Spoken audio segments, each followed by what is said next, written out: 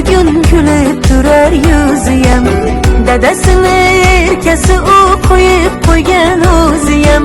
Uzun umr bersin Alloh, shirin bo'lsin so'zi